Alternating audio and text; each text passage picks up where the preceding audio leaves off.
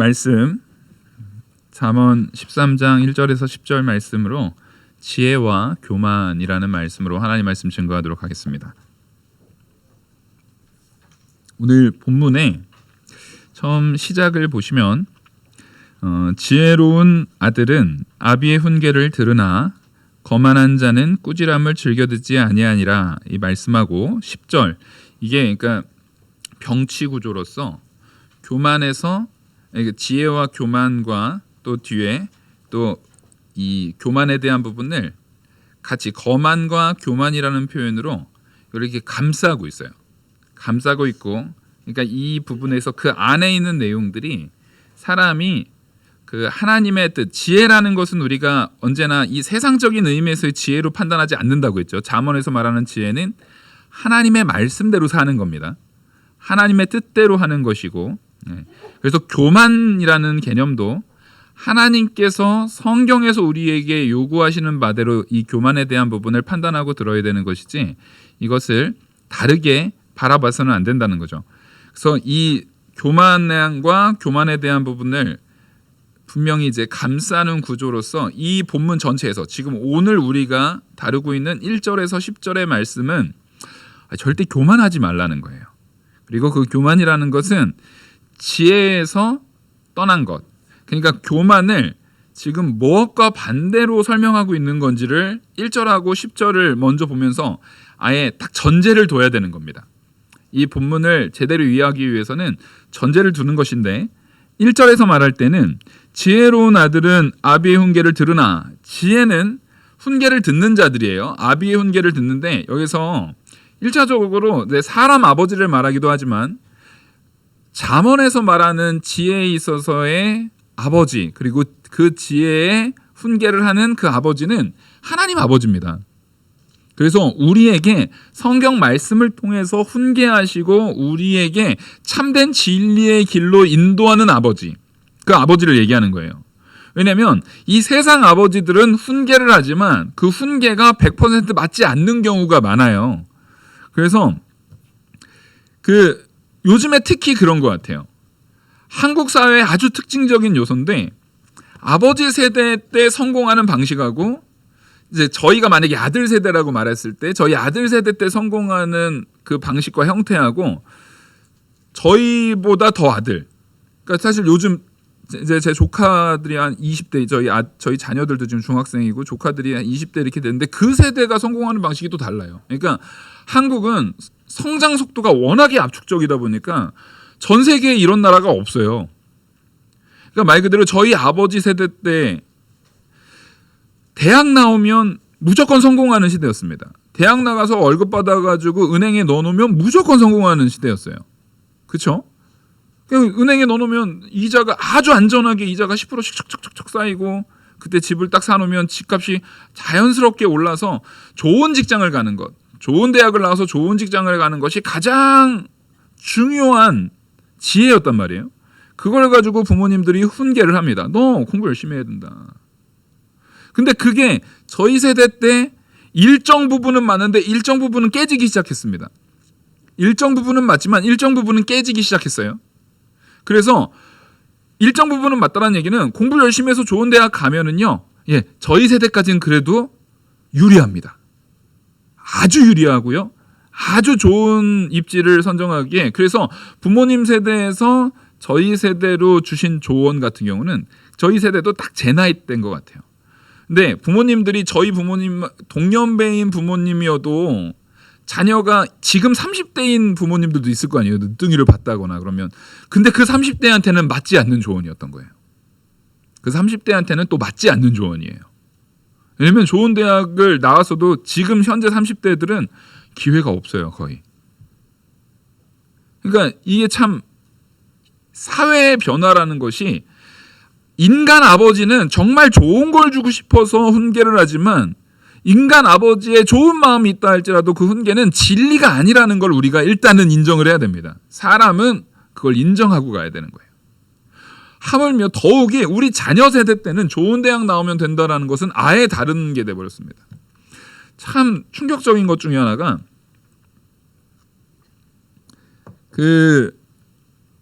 우리가 흔히 알듯이 외국에 지금 미국 같은 사례, 한국에도 마찬가지예요.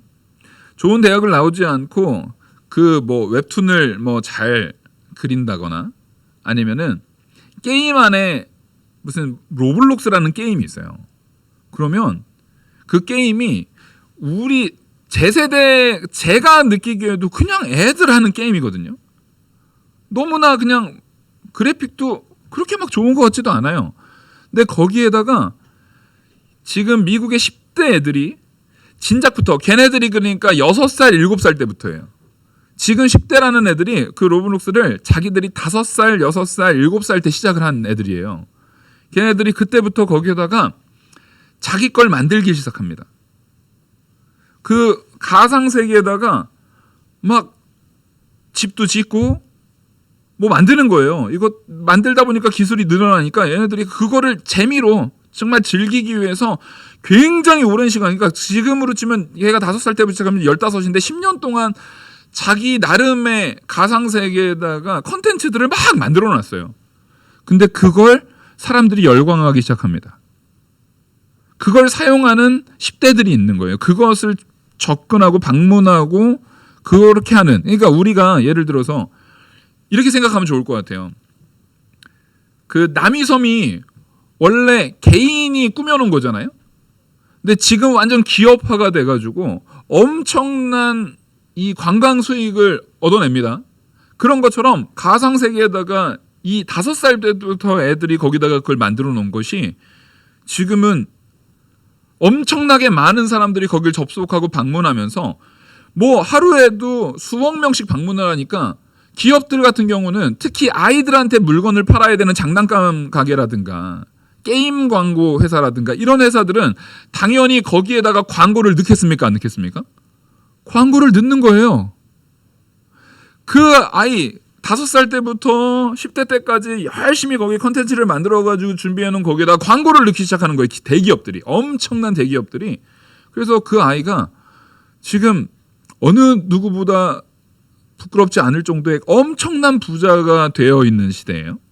그러니까 세상의 원리에서 세상의 기준에서 성공한다라고 했을 때 돈이 상당한 부분을 차지하잖아요. 세상에서는. 그러니까 그런 면에서는 좋은 직장에서 좋은 학교 나와서 좋은 직장 가는 것보다 걔가 어떤 의미에서는 세상적 기준을 얘기하는 거예요. 지금.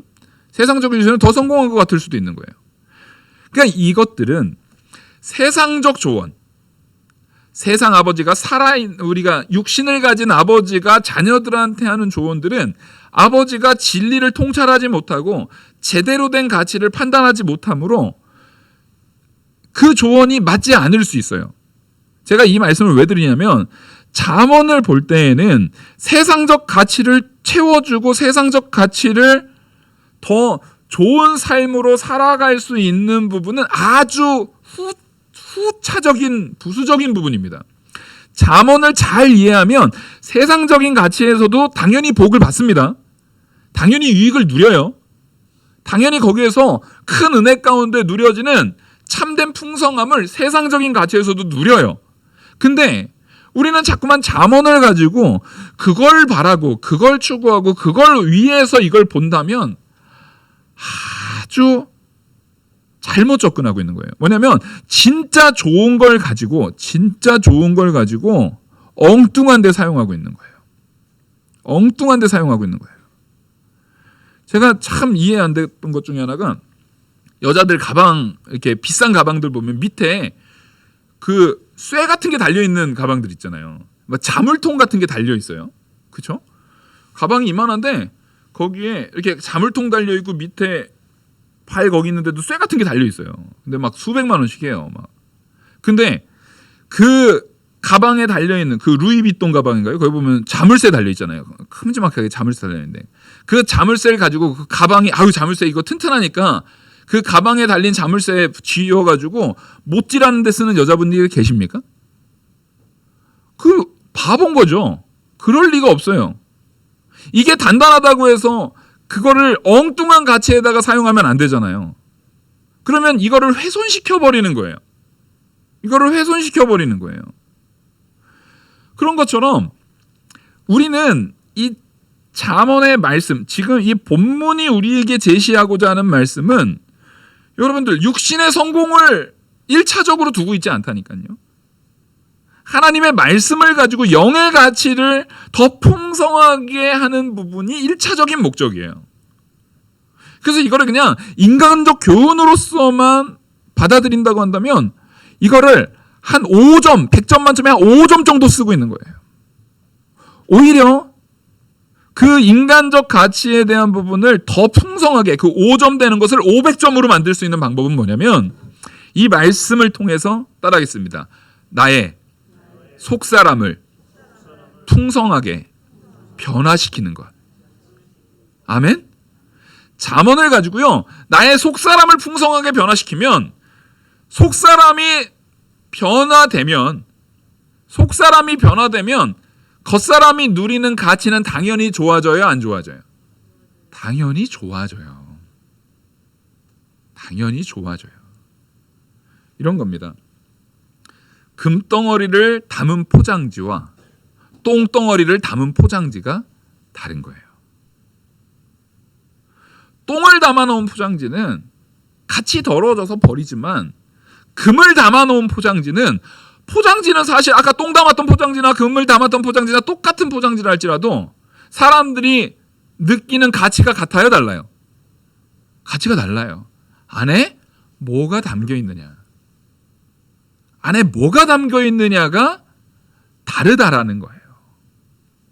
그래서 우리의 속사람의 가치를 말씀을 통해서 아주 귀하게 채워나간다고 한다면 그것을 품고 있는 사실 겉사람, 껍데기와 같은 포장지와 같은 우리의 가치도 자연스럽게 풍성해지는 거예요.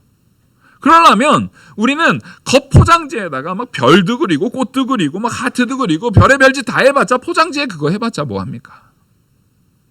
포장지를 꾸밀 때가 아니라 우리는 말씀을 통해서 나의 속사람을 변화시키는 일에 초점을 맞춰야 됩니다.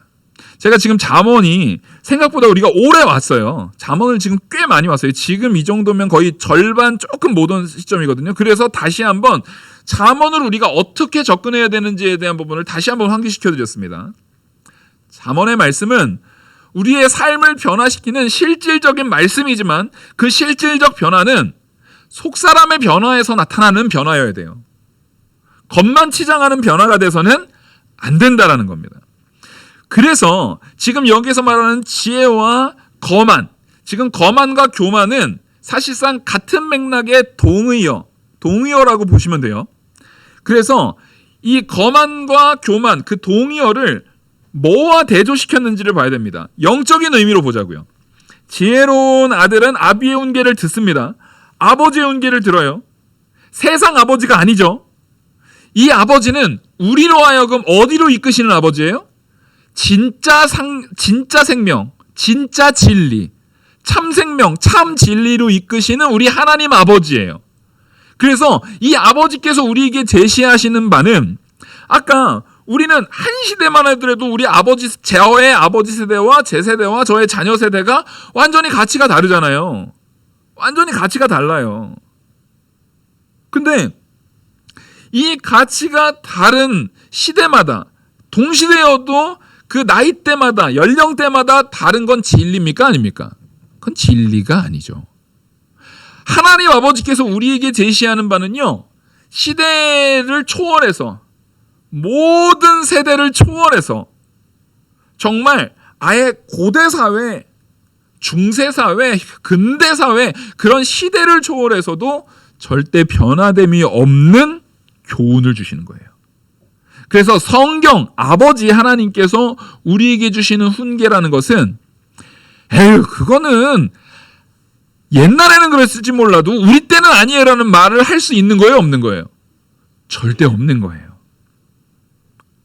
그래서 이 훈계라는 것, 요즘 세대 애들은 이제 막 옛날에 한창 꼰대 얘기했잖아요.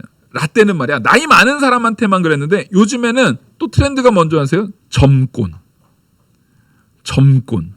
이게 뭐겠어요? 젊은 꼰대래요. 젊은 꼰대. 나이 젊어도 남한테 싫은 소리하고 뭐하고 하는 것을 듣기 싫은 세대가 된 거예요. 이젠 어른한테만 듣기 싫은 게 아니라 비슷한 나이 또래라고 할지라도 같은 친구들끼리 우린 그래도 친구들과 깊은 대화 속에서 친구가 나한테 정말 진심 어린 조언을 했을 때 그걸 받아들이고 변화되려는 그런 당연히 사람이 가져야 되는 그 마음의 요소들이 있잖아요. 근데 지금 요즘 시대는, 근데 요즘 시대라는 것은 나이가 든 우리도 그 시대를 살고 있습니까? 안 살고 있습니까? 우리도 살고 있어요.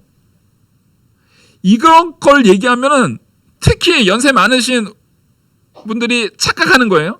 그래, 요즘 애들은 문제야. 아니요, 우린 그 시대를 살고 있다고요. 그건 젊은 애들의 문제가 아니라, 자, 탁 까놓고 자기 스스로한테 물으십시오. 아무리 친한 사람이라도 나한테 쓴소리 싫은 소리 하는 사람 듣기 좋아요? 듣기 싫어하시잖아요. 나한테 훈계하고 조언해주는 사람만 찾아다니십니까, 여러분들? 아니잖아요. 나 칭찬해주고 좋은 말 해주는 사람들하고 같이 있고 싶어 하잖아요. 그거는 이 시대가 갖는 특징인 거예요. 이제 남의 소리가 듣기 싫어요. 남의 소리가 왜 듣기 싫으냐? 따라하겠습니다. 권위가 무너지는 시대. 남의 말을 경청하려고 하면은요, 적어도 나한테 그 말을 하는 사람의 권위를 존중해야 듣거든요. 예를 들어서 이런 거예요. 제가 목회자로 이 자리에 서서 말씀을 전하는데 만약에 우리 성도님 중에 한 분이 도저히 저 인간 목회자로 인정을 못해요. 그러면 그분은 제가 열심히 설교를 해봤자 그게 귀에 들리겠어요? 안 들리겠어요? 절대 안 들려요. 불가능합니다. 절대 안 들려요. 내가 무언가 말을 듣는다라는 것은 내 스스로가 누군가의 권위를 인정해줘야 되는 거예요. 누군가의 권위를 존중할 때 들리는 겁니다. 그러면 여기에서 아버지의 훈계를 듣는 사람은 기본적으로 전제가 내가 그 사람들, 여기에서 말하는 건 하나님 아버지이기도 하지만 더 나아가서는 육신의 아버지, 더 나아가서는 나에게 조언을 하는 그런 많은 사람들의 말을 내가 경청하기 위해서는 둘 중에 하나는 돼야 돼요. 그 사람이 권위가 있든지 아니면 내가 그 사람의 권위를 인정하든지 둘 중에 하나 돼야 돼요. 무슨 얘기냐면 그 사람이 도저히 어떤 사람들도 감히 범접할 수 없는 경지에 이른 누구라도 다 인정할 만한 권위가 있는 사람이든지 아니면 내 스스로가 낮아져서 다른 사람을 나보다 더 나은 사람으로 여기는 딱 성경적 가치죠. 다른 사람을 나보다 더 나은 사람으로 여기는 거예요. 그렇게 나를 낮아졌을 때 다른 사람의 말을 경청할 수 있는 거예요. 근데 우리가 세상 살아보면 알지만 사람은 다 거기서 거기죠. 네. 특별히 더 대단하거나 더 훌륭하거나 더 뛰어난 사람이 어떤 특정한 부위에선 잠깐 그럴 수 있을 것 같은데 그 사람의 실체를 그 가족 단위, 그러니까 언제든지 너무나 아름다운 건 딱 먼 발치에서 봤을 때 아름다운 거고, 예? 그렇잖아요. 먼 발치에서 봤을 때 아름다운 거예요. 저 어렸을 때 제일 인기가 많았던 배우는 김희선이라는 배우였거든요. 제가 어렸을 때는 아주 압도적이었어요. 근데 아주 오래전에 한번 그 사람이 결혼하고 나서 무슨 방송에 나와서 이런 얘기를 한 적이 있어요. 가만 보면 자기를 좋아하는 사람 중에 자기를 좋아하고 자기 팬이었던 사람 중에 제일 불쌍한 사람이 자기 남편인 것 같아요. 왜냐하면 다른 사람들은 자기가 다 풀 메이크업한 제일 예쁜 모습만 보는데 우리 남편은 맨날 화장 안 한 얼굴만 본다는 거예요. 그러니까 이게 본질로 진짜 깊은 본질로 들어가게 되면 그의 연약한 부분까지도 다 보게 돼 있어요. 그러니까 진짜 권위 있는 특강을 하는 사람들도 집에 가서 자기 아내나 자기 자녀들한테는 별로 인정을 못 받아요. 그게 우리네 실상이에요. 그러니까 결국에는 진짜 권위 있는 사람을 찾는 게 빨라요? 내가 경청하기 위해서는 내가 낮아지는 게 더 합리적이고 빠른 방법인 거예요? 내가 낮아져야 되는 거예요. 그래서 성경은요, 사람은 다 죄인이라고 말하는 겁니다. 누구 하나 나은 자가 없어요. 사람은 다 죄인이에요. 이게 성경의 전반적인 전제잖아요. 모든 사람은 다 죄인이에요. 모든 사람이 다 죄인인데 거기에서 아비의 말을, 그러니까 아버지도 죄인이고 아들도 죄인이에요. 근데 아버지의 훈계를 들으고 어머니의 훈계를 들으면서 그걸 경청하기 위해서는 기본적으로 그걸 듣는 이가 어떻게 됩니까? 낮아져야 되는 겁니다. 그래서 이 말씀의 가장 근본적인 것은 진짜 지혜로운 사람은 말을 잘 듣는다? 그게 아니에요. 진짜 지혜로운 사람은 따라하겠습니다. 스스로 낮아진다. 이게 오늘 본문의 가장 핵심적인 전제예요. 근데 이 전제, 스스로 낮아지기 위해서는 먼저는 세상에서 내가 겸양을 떠는 것과 겸손이 다르다라는 걸 제가 여러 번 말씀을 드렸습니다. 겸양을 떠는 것은 사람들 앞에 내가 낮아진 것처럼 연기를 하는 것. 일단은 시작은 연기로 하지만 진짜로 낮아져야 될 거 아닙니까? 근본적 변화가 결국엔 있어야 돼요. 시작은 연기로 하더라도 그게 내 속사람이 변하면 변할수록 그것이 실체가 돼야 돼요. 그러려면 그냥 이 모든 죄인인 사람들 안에서 내가 좀 더 낮은 사람으로 내가 인격이 높으니까 내가 겸손한 모습을 보여야지. 이거는 실제로 낮아진 거예요? 그걸 겸양을 떠는 거라고 한다고요. 그냥 겸양을 떠는 거예요.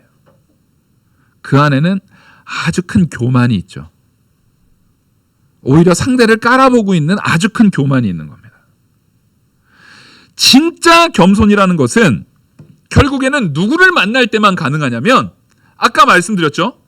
인간 세상에는 불가능하지만 진짜 절대자가 있다면 모든 이들이 당연히 인정할 수밖에 없는 참된 스승, 진짜 완벽한 누군가가 있다면 그 앞에서 우리는 실제로 뭐 할 수밖에 없는 거예요? 낮아질 수밖에 없는 거예요. 그게 바로 우리 주 예수 그리스도십니다. 그래서 정말로 지혜로운 아들은 누굴 얘기하는 거냐면 내가 그 아들이 돼야 되는 거예요. 우리 모두가 지혜로운 아들, 딸들이 돼야 되는 거예요. 그래서 우리는 1차적으로 정말 존귀하신 우리 주 예수 그리스도를 발견하시기 바랍니다. 그 안에서 내가 낮은 자임을 기억하는 거예요. 그래서 내가 낮은 자임을 발견하고 나니까 다른 사람들 마찬가지로 다 죄인이지만 내가 정말 하나님을 발견하니까 그 빛이 비춰지니까 아직 하나님 우리 주 예수 그리스도의 빛이 비춰지지 않은 사람들은 자기가 얼마나 더러운지 몰라요. 자기가 얼마나 더러운지 깨닫지 못하고 있었어요. 근데 나는 그 그리스도를 바라보고 진짜 나의 더러움을 깨닫고 나니까 다른 사람보다 내 스스로가 더 더럽게 여겨지는 거예요. 사도 바울의 고백은 그겁니다. 내가 죄인 중에 괴수이다. 그래서 예수 그리스도를 진짜 만나고 지혜로운 아들로서 그 훈계를 듣는, 스스로 훈계를 듣는다는 것은 그 참된 진리이신 예수 그리스도를 만났으며 또 그 안에서 나의 죄악을 온전히 깨달아서 스스로 낮아진 자를 얘기하는 거예요. 그러니까 이 사람은 참된 진리를 만나서 겸손해진 자죠. 그게 지혜라는 거예요. 지혜로운 사람은 진짜 그리스도를 만나서 겸손해진 사람을 지금 보여주는 거예요. 근데 그 사람과 반대로 뭐를 얘기하는 거예요? 거만한 자는, 그것과 반대가 거만이라는 겁니다. 거만한 자는 꾸지람을 즐겨 듣지 아니하느니라. 왜요? 권위를 인정하지 않으니까요. 지금 이 시대를요, 철학적인 사조에서 우리가 근대라고 하잖아요. 근대 시대의 철학적인 사조의 가장 대표적인 표현은 탈권위입니다. 이게 지금 2021년도의 말이 2023년도의 말이 아니에요. 1900년대 후반부터 탈권이에요. 탈권이. 탈권이라는 게 권위가 박탈되는 시대. 모든 권위를 없애버리자. 탈권위의 가장 탈권이라는 것이 외쳐지는, 그 철학사조에서 탈권이라는 것이 외쳐지는 그 시대상의 변화가 일어났을 때 그 탈권위, 권위를 없애야 되는 가장 첫 번째 권위가 뭐였을 것 같으십니까? 기독교의 권위를 없애자는 거였습니다. 그게 서구 사회에서부터 시작된, 지금 우리는요, 아니 우리는 한국 사람인데 무슨 서구 사회 이야기를 해. 우리는 한국 사람이지만 우리의 생활 풍습과 생활의 모든 환경들은 뭐화되어 있습니까? 서구화되어 있습니다. 그렇죠? 우리가 지금 누리고 있는 자본주의도요. 자본주의도 굉장히 여러 가지 형태가 있어요. 근데 지금 전 세계가 하고 있는 자본주의 형태는 서구화된 자본주의예요. 그렇죠?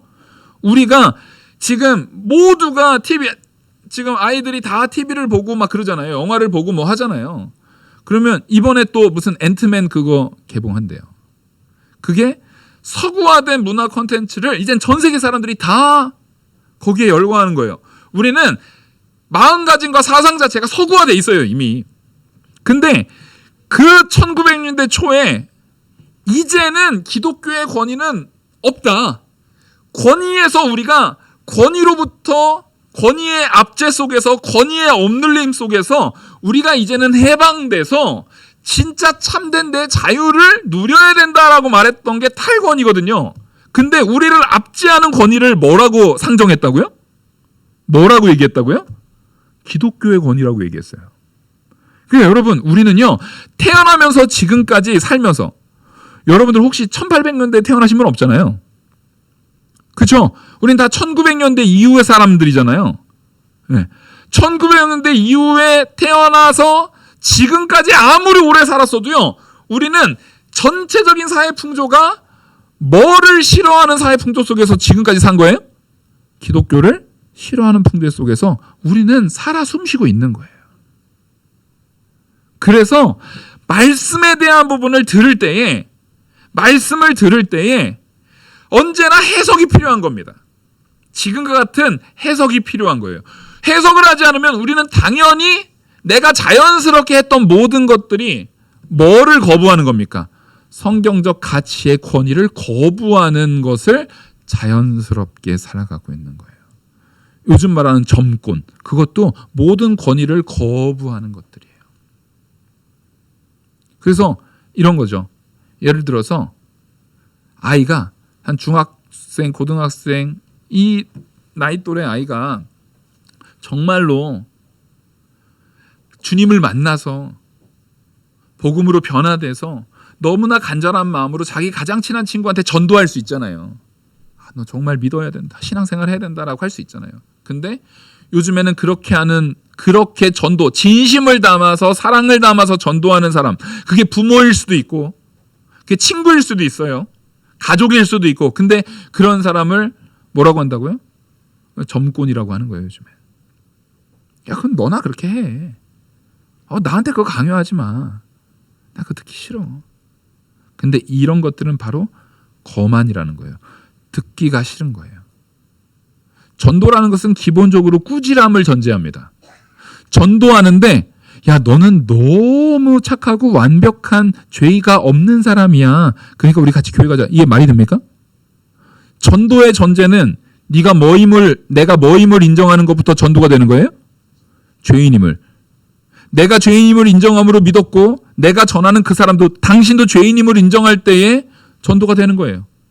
그러니까 기본적으로 복음이 전해지는 거는요. 꾸지람이 전제가 돼요. 꾸지람이 전제가 된다고요. 근데 그거를 전혀 듣지 않아요. 즐겨 듣지 않아요. 우리는 그런 시대를 살고 있어요. 그런 시대가 당연히 1900년대 초보다 2023년이 된 지금은 더 가중됐겠습니까? 옅어졌겠습니까? 앞으로 점점 가중될 겁니다. 점점 더 심해질 거예요.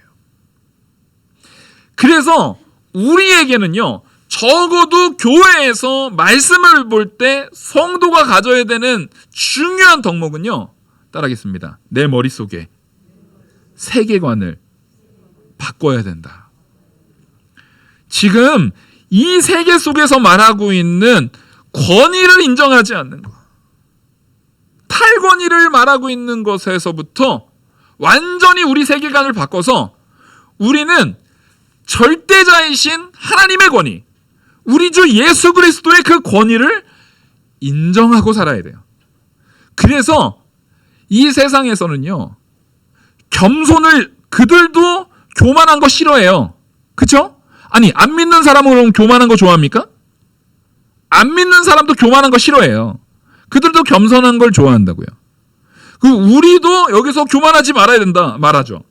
그래서 10절에 이렇게 말해요. 교만에서는 다툼만 일어날 뿐이라 권면을 듣는 자는 지혜가 있느니라. 결국에는 여기서도 교만과 지혜를, 그렇죠? 교만과 지혜를 대조적으로 보여주고 있고 1절에서도 지혜로운 아들과 거만한 자를 대조적으로 보여주고 있는 거예요. 그러니까 둘 다 지금 같은 말로 시작해서 10절에 같은 말로 끝나고 있는 겁니다. 근데 잘 보셔야 되는 게 교만에선 다툼만 일어난다는 거예요. 왜냐하면 세상 사람도요 교만한 거 싫어합니다. 그렇잖아요. 세상 사람들도 교만한 거 싫어해요. 누구도 교만한 걸 좋아하는 사람은 없어요. 그러니까 세상 사람들도 너 교만하지 마. 너 교만하지 마. 너 교만하면 너 맞아. 모난 돌이 정 맞는다. 이거 기독교적인 가치에서 만든 말이에요? 아니에요. 기독교랑 상관없이 이 말 그대로 한반도에 있는 그런 문화권 아주 옛날부터 조선시대 때부터 내려오져 오는 격언이란 말이에요. 그러니까 세상에 그런 비슷한 격언은 많아요. 기독교랑 상관없이도 그런 격언들, 교만하고 자기 혼자 잘난 체하고 그러면은 그거 그 사람 온전히 서지 못해, 이런 말들은 많단 말이에요. 근데 기독교인이 말하는 교만을 경계해야 되는 부분은요, 그런 게 아니에요. 여기서 말하는 교만에 그것은 내 속사람이 변해서 내 행동으로 나타날 때의 그런 요소가, 이 세상 사람들이 싫어하는 교만의 요소를 당연히 우리는 빼겠죠. 내 안에 누가 나를 역사에서 변화시키니까요. 그리스도께서 나를 변화시키니까 당연히 세상 사람들이 싫어하는 교만의 요소도 우리 안에는 자연스럽게 빠지는 거지, 우린 그걸 추구하는 자들이 아니에요. 무슨 얘기냐면 세상 사람들이 싫어하는 교만은 딱 이겁니다. 지 혼자 잘난 체하는 거. 자기 혼자 제일 잘난 체하고 자기 혼자 거만해가지고 하는 거. 그거 다 싫어하죠. 근데 성경에서 말하는 교만이라는 것은 그것보다도 훨씬 더 높은 차원의 교만을 얘기하는 거예요. 이거는 당연히 교만한 자에게 나타나는 하나의 현상에 불과한 거예요. 그러면 세상 사람들이 교만을 싫어하는 게 진리적인 의미에서 교만을 싫어하는 게 아니라 누가 꼴 보기 싫어서 싫은 거예요? 네? 교만한 사람은 왜 싫어하세요? TV에서 나오는 TV 드라마에서 교만한 캐릭터가 나오잖아요. 근데 우린 그것만 봐도 내가 싫어요, 안 싫어요? 너무 싫잖아요. 그러면 그 TV 캐릭터가 나한테 뭐 괴로움을 줬나요? 나한테 위해를 가했나요? 아니에요. 전혀 그런 거 아니에요. 그거 안 보면 될 거 아니에요, 그러면 그거. 근데도 막 보고 열받는다고, 우리가. 그럼 왜 우리는 그걸 보는 게 싫은 걸까요? 세상적인 의미에서 교만한 자가 싫은 거는요, 진짜 그 본질적인 문제 때문이 아니라, 따라하겠습니다. 내가 꼴보기 싫어서. 그거잖아요. 아니에요? 막 철학적 담론을 담아가지고 거대한 신학적 기반을 가지고 교만한 자는 안 돼, 이런 것인 거예요? 아니잖아요. 그냥 꼴보기 싫은 거잖아요, 그게. 우리가 교만한 자를 싫어하는 거는요, 꼴보기 싫어서예요. 아우, 저 지만 잘난 체하고 저거. 아우, 저 꼴보기 싫어 저거. 근데 신앙인이 가져야 되는 교만한 자가 되지 말아야 되는 것은 거기서 멈춰서는 안 돼요. 여기서 말하는 교만의 의미는요, 그 정도에서 멈추는 것이 아니에요. 단지 내가 교만하지 말아야지가, 나 교만하지 말아야지? 나 교만하면 안 돼. 나 교만하지 말아야 돼가, 나 다른 사람들한테 꼴보기 싫은 사람 되기 싫으니까 교만하지 말아야지가 돼서는 안 된다고요. 난 사람들한테 그래도 인정받고 사람들한테 그래도 존중받는 사람 되고 싶으니까, 나 사람들이 나 꼴보기 싫은 사람처럼 보면은 나 싫어. 나 그런 거 싫어. 이런 식에 의해서 나 교만하지 말아야지 하면 안 된다고요. 그럼 망치는 거예요, 그거는. 신앙인은 그런 의미로 교만을 접근하는 것이 아닙니다. 지금 보십시오. 사람은 입의 열매로 인하여 복록을 누리거니와 마음이 괴상한 자는 강포를 당하느니라. 교만한 자의 입의 열매는요, 당연히 자기 자랑만 나와요. 그러니까 자기가 근본적으로 교만한 사람은 입으로 나오는 것마다 누구를 무시하겠죠. 누구를 함부로 대한단 말이에요. 그걸로 망쳐요. 3절 보시겠습니다. 입을 지키는 자는 자기의 생명을 보존하나 입술을 크게 벌리는 자에게는 멸망이 오느니라. 자, 이게 무슨 얘기냐면 교만한 자의 언행 습관을 얘기하는 거예요. 교만한 자의 언어 습관. 교만한 자의 언어 습관은요, 너무나 당연합니다. 나보다 높은 사람이 없어요. 모든 권위를 인정 안 해요. 모든 권위를 무시해버린단 말이에요. 그러니까 당연히 내가 하는 말, 내가 하는 모든 입에 대한 내용들이 다 교만한 언어 습관을, 입술을 크게 벌려가지고 입술을 크게 벌린다라는 게 이거는 딱 영어 문화권에 있는 것과 되게 굉장히 그걸 알면은 딱 좋거든요. 미국에서 떠벌이 막 말 많고 쓸데없는 말만 하고 사람들한테 함부로 말해가지고 문제 일으키고 막 이것저것 막 해가지고 모든 사람들의 관계부터 해가지고 다 망치는 사람들을 빅마우스라고 합니다. 빅마우스. 그 떠벌이들을 얘기할 때 그 표현을 해요. 이 입술을 크게 벌린다라는 게 그 의미와 굉장히 흡사한 의미예요. 근데 기본적으로 이렇게 말하는 사람은 그 빅마우스들은 이 사람의 이야기를 들어서 여기 가서 막 떠버리고 막 할 때 항상 뭘 거기다 껴요? 자기 판단을 껴서 막 말하고 이걸 가져와서 자기 판단을 껴서 막 말해요.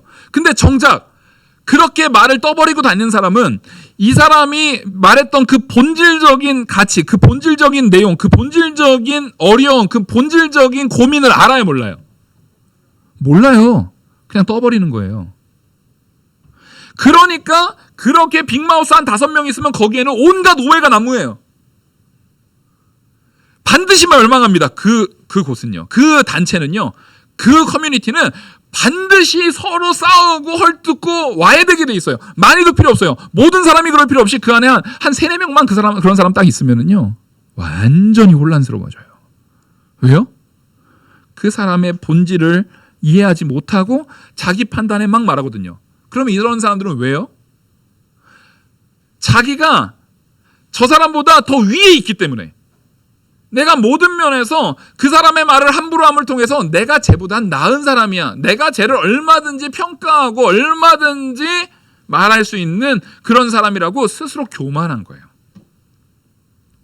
그래서 이 거만한 자를 얘기하자마자 뒤에서 잠언에서는 바로 뭘 얘기해요? 언어 습관을 얘기한다고요. 말을 얘기한다고요. 말에 있어서 함부로 하는 자는요, 근본적으로 거만한 거예요. 왜냐하면 여기에서는 신앙적인 의미, 여기까지는 일반적인 세상적 의미잖아요. 근데 우리가 남에 대해서 함부로 평가하지 말아야 될 것은 다른 사람, 그 사람이 내 원수라 할지라도 하나님께서 우리한테 요구하는 건 뭐예요? 원수도 사랑하라는 거잖아요. 사랑은 평가하는 겁니까? 이해하고 포용하는 겁니까? 네. 우리 애들을 사랑해서 평가하기 시작하면 끝이 없어요. 끝이 없어. 상당 부분은 이해하고 포용하고 넘어가니까 그나마 자녀를 사랑으로 키울 수 있는 거지.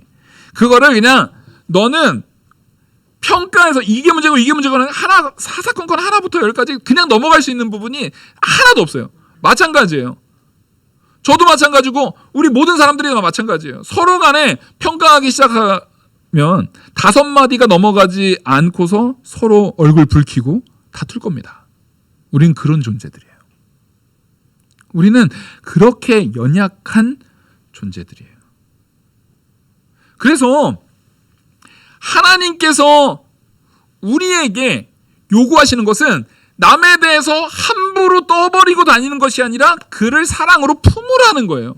그걸 보여주는 대표적인 우리 성경의 말씀이 있잖아요. 노아가 술 취해서, 이거 분명히 노아가 잘못한 겁니다. 노아가 술 취해서 벌거벗고 있었어요. 근데 함이 그거 보고 어떻게 해요? 가서 형제들한테 떠버리고 다니는 거예요. 그게 함의 교만이에요. 그 교만했던 함에게 얼마나 큰 형벌을 내리셨는지를 기억하셔야 됩니다. 그게 성경적 의미에서 우리가 교만한 언어 습관을, 교만한 마음이 있으면 그런 악한 언어 습관인데 그 언어 습관을 우리가 반드시 배제시켜버려야 되는 거예요. 또한 게으른 자, 그 위에 게으른 자를 얘기해요. 4절. 게으른 자는 마음으로 원하여도 얻지 못하나 부지런한 자의 마음은 풍족함을 얻느니라. 자, 이것은 태도의 문제를 얘기하는 거예요. 교만한 자의 태도를 말하고 있는 겁니다. 자신의 부족을 인정하지 않는 자. 자, 게으른 자는요. 그냥 나는 지금 이대로가 좋아. 난 지금 이대로 좀 누워서 지금 당장에 이 사람 일해야 돼요. 돈이 필요한 거예요. 가서 일해서 자기뿐만 아니라 자기 가족까지 살릴 만한 그런 노동을 해서 뭔가를 벌어와야 돼요. 근데 이 교만한 자는 권위를 인정하지 않으니까 자신의 부족도 인정하지 않는 거예요. 권위를 인정할 때는 권위를 바라보면 내가 그 앞에 얼마나 부족한 자인지, 얼마나 연약한 자인지, 얼마나 낮은 자인지, 내가 그 앞에서 어떻게 해야 되는 경외함을 가지고 살아가야 된다는 것을 깨달을 수밖에 없거든요. 그래서 여러분, 하나님을 온전히 만난 사람 가운데 게으른 자는 있을 수 없습니다. 내가 게으르다? 하나님을 온전히 만나지 못한 거예요. 하나님을 바로 깨닫고서 게으른 자는 있을 수 없어요. 하나님의 권위 앞에 종된 자리에 서 있는 내가 태도로서 게으를 수 있다? 그럴 수 없어요. 하나님이 나와 항상 함께 하신다라고 할 때 나의 주인 되시고 나의 아버지 되시고 나의 구원주 되시는 나의 창조주 되시는 하나님과 항상 함께 한다라고 인식하는데 게으를 수 있어요? 예? 그럴 수 없다니까요. 그럴 수 없어요. 우리는 교만한 자의 입술, 교만한 자의 언어 습관과 태도를 지금 여기에서 보여주고 있는 거예요. 그러면서 5절 의인은 거짓말을 미워하나 악인은 행위가 흉악하여 부끄러운데 이르느니라. 의인이라는 것은 지금 맥락상 지혜로운 자를 얘기하는 거예요.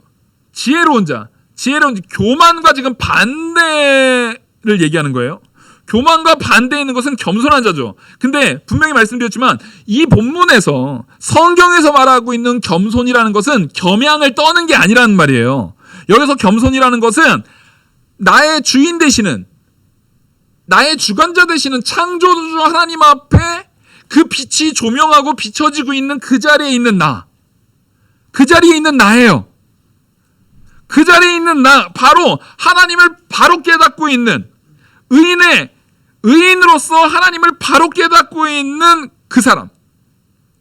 그래서 9절 보시면 의인의 빛은 환하게 빛나고 악인의 등불은 꺼지느니라. 즉 의인의 빛이 환하게 빛나려 할 때 이 빛은 지속적인 기쁨과 지속적인 성장을 상징해요.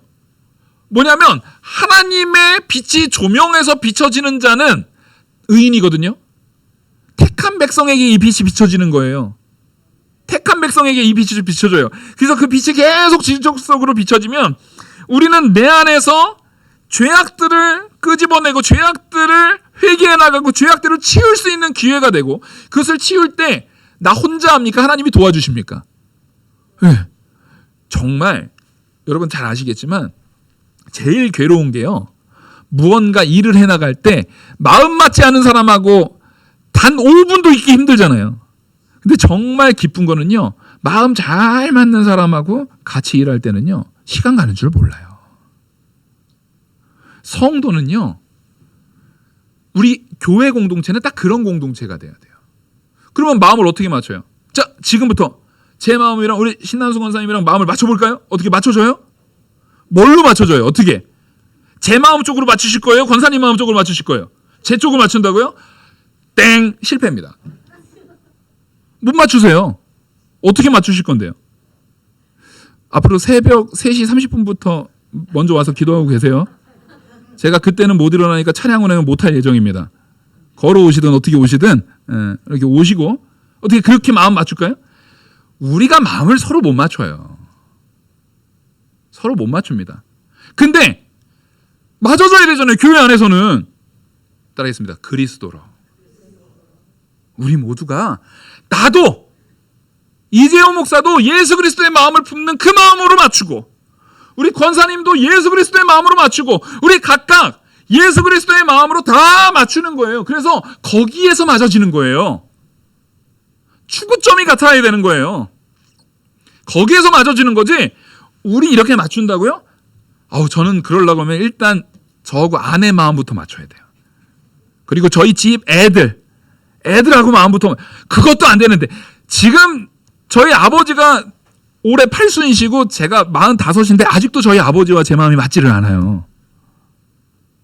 에? 아직도 맞지를 않아요. 단지 사랑으로 존중할 뿐이지 아버지도 아들로서 사랑할 뿐이지 맞지 않는다고요. 그거 어떻게 맞춰요? 그거 못 맞춰요. 보니까 저희 어머니 아버지도 서로 안 맞으시는 것 같아. 잘 안 맞아요. 언제 맞아진다고요? 아버지도 그리스도와 만날 때, 어머니도 그리스도와 만날 때, 나도 그리스도와 만날 때 그리스도로 맞아지는 거예요, 여러분. 아멘? 우린 그걸 추구하는 자들이에요. 그래서 지금 이 빛이 비춰졌을 때, 지금 이 의의 빛이 우리에게 비춰졌을 때 우리는 그제서야 바로 되는 거예요. 근데 의의 빛이 비춰지고 내가 하나님의 종인 것이 분명히 드러나고 나는 하나님의 종입니다. 나는 하나님의 자녀고 하나님이 언제나 나를 목도하고 계시고 저는 주님 앞에서 행동합니다라는 사람이 말로 거짓말 할 수 있어요? 네? 그러니까 제가 권사님 오늘 계속 가는 거예요. 네. 권사님한테 권사님 A를 우리 이한나 집사님한테 A를 A라고 전하세요? 따라고 말했어요.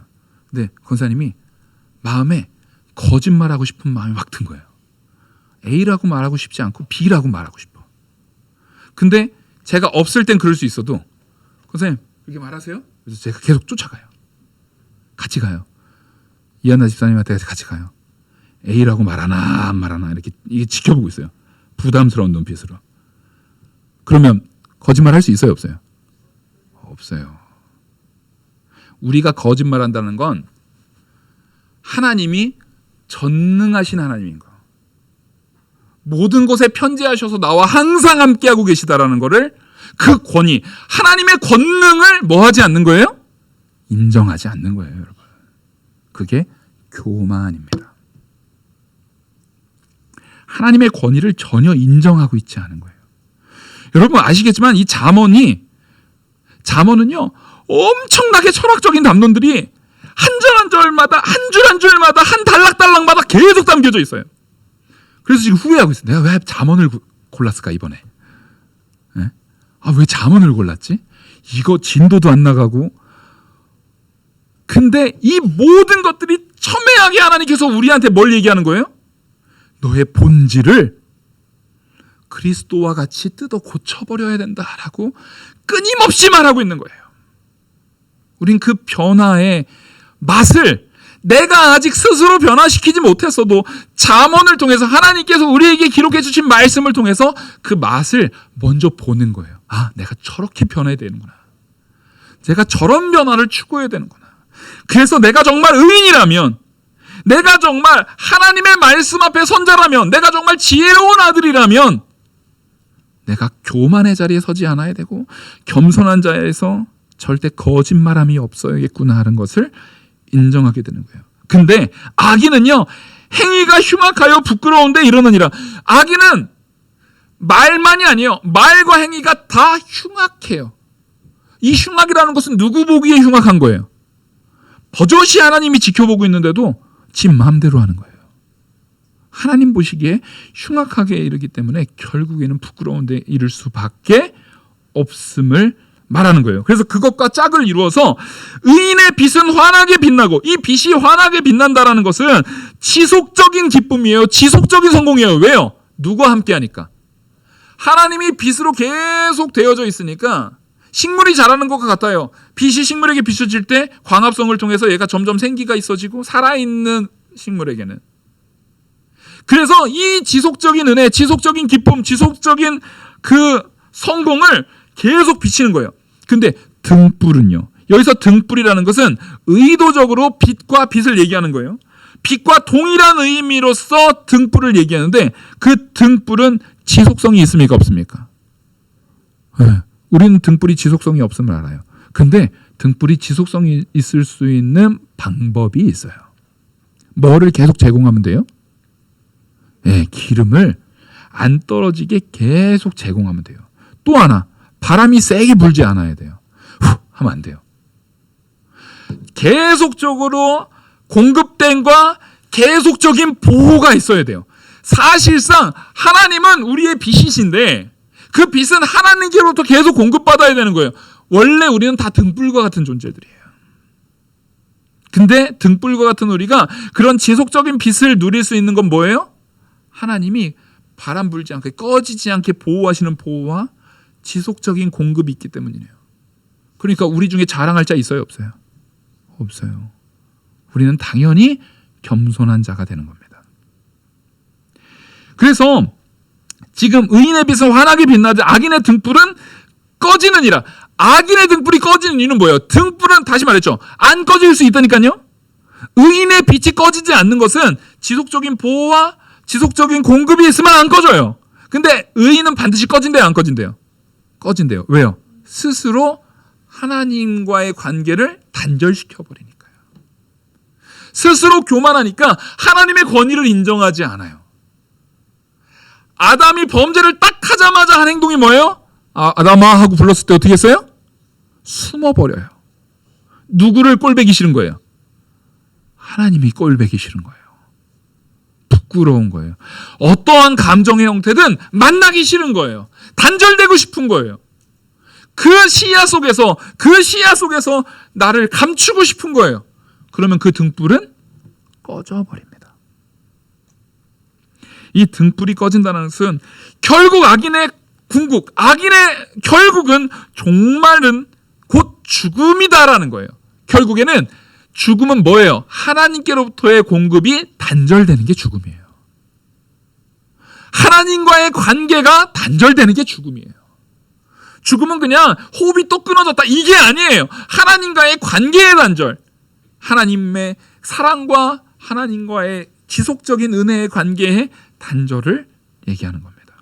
그래서 6절, 공의는 행실이 정직한 자를 보호하고 악인은 죄인을 패망하게 하느니라.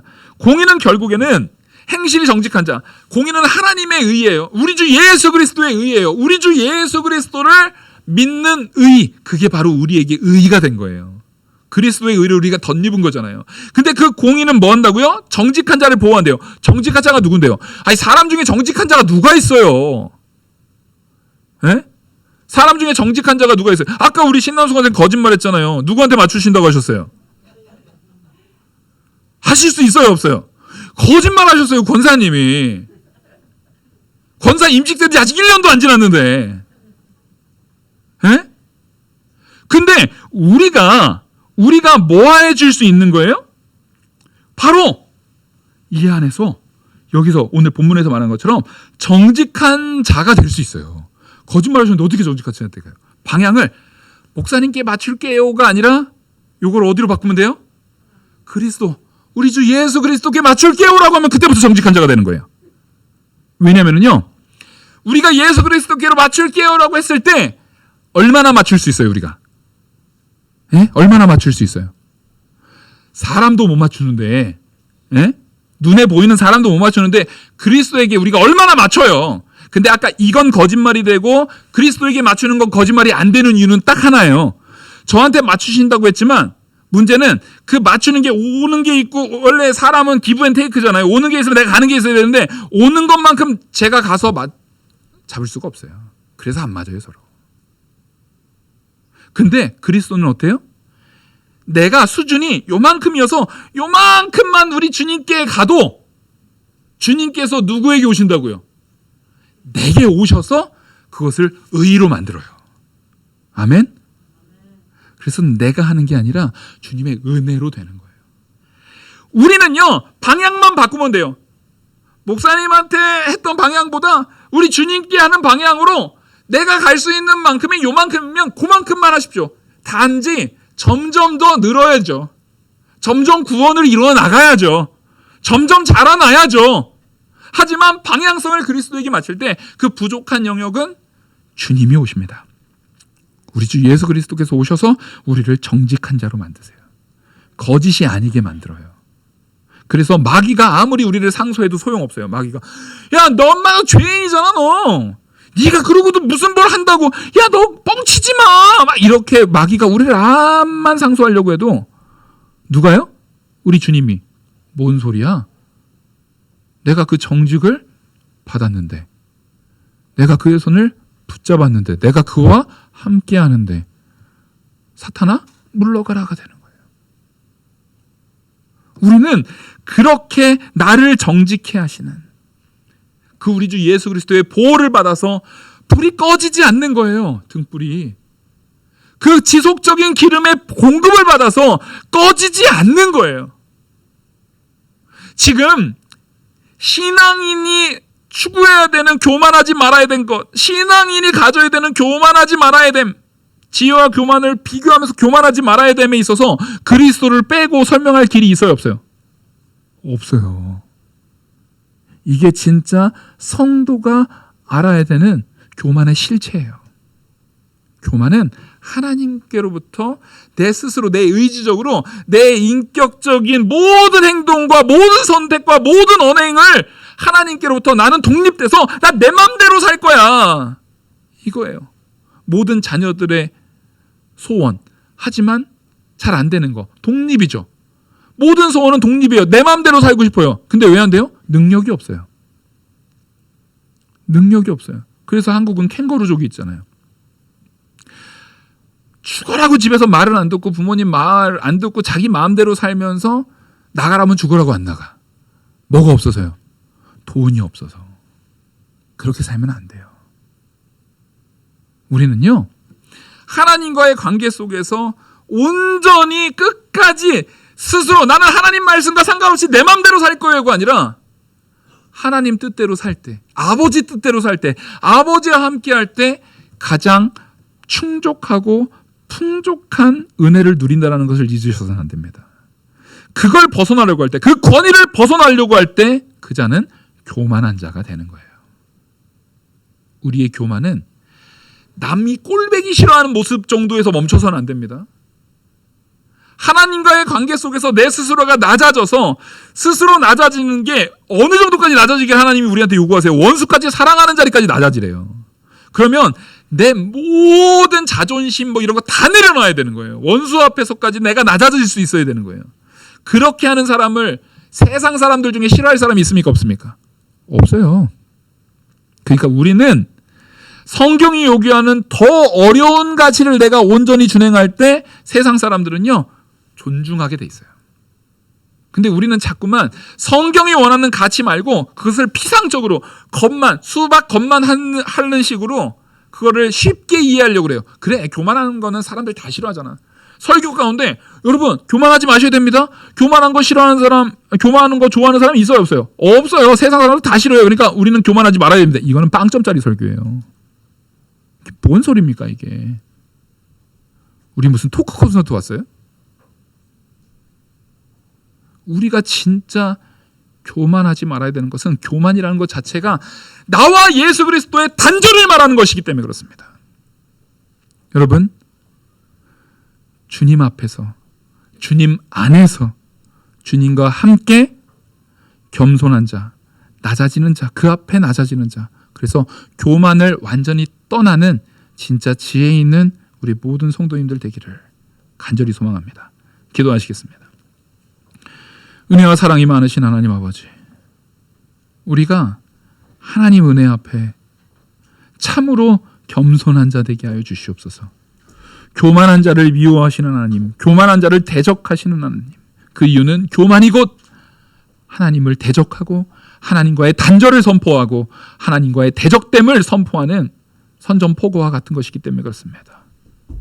우리가 하나님의 권위 앞에 낮아지고 그 앞에 서서 하나님의 영광을 위해서 온전히 그 말씀대로 순종해 나가는 겸손한 삶을 사는 성도되게 이끌어 주시옵소서. 이 모든 말씀 살아계시는 우리 주 예수 그리스도의 이름으로 기도 올리옵나이다. 아멘. 찬송가 404장